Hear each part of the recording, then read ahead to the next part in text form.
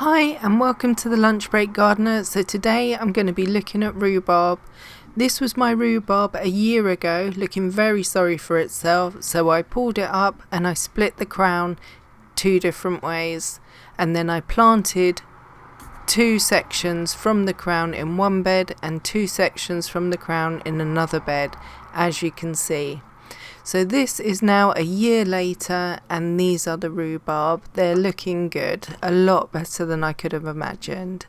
But this year we've had a lot of rain and we've had a really strange weather-wise summer. We've had a lot of rain, but we've also had some scorching hot days, and this to me looks like a fungal infection on the leaves.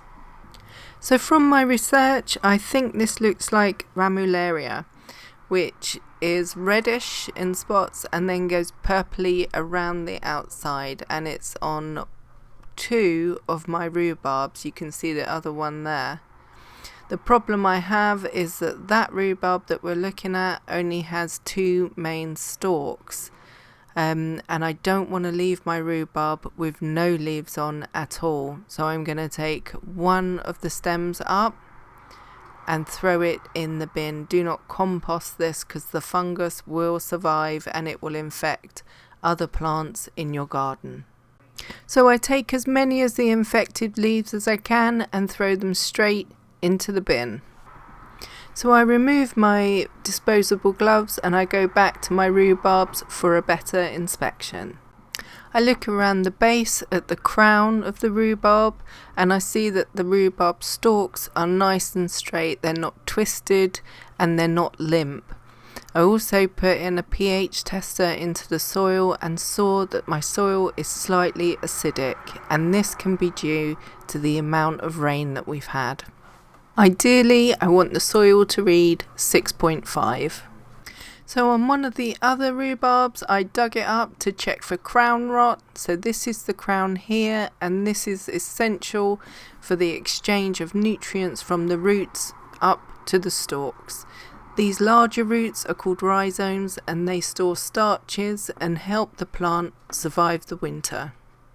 I'm looking for root rot, and root rot disturbs the skin of the roots and can look quite slimy and dark coloured.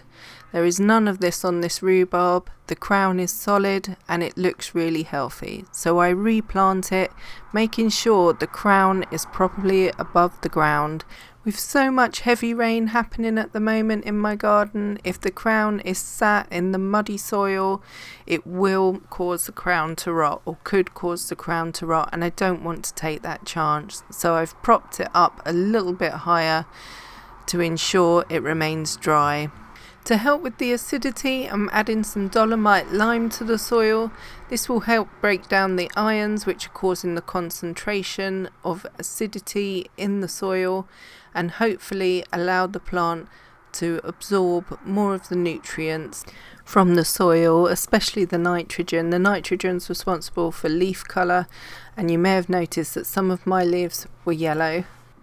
So it's fair to say that your rhubarb is a massive plant which needs lots of nutrients and lots of care. It is a perennial, but I've found that they can easily wilt and get lots of issues if they're not looked after properly. Okay, I hope some of what I've found out and passed on to you has helped with your rhubarb. Please let me know, and I'll see you in the next one.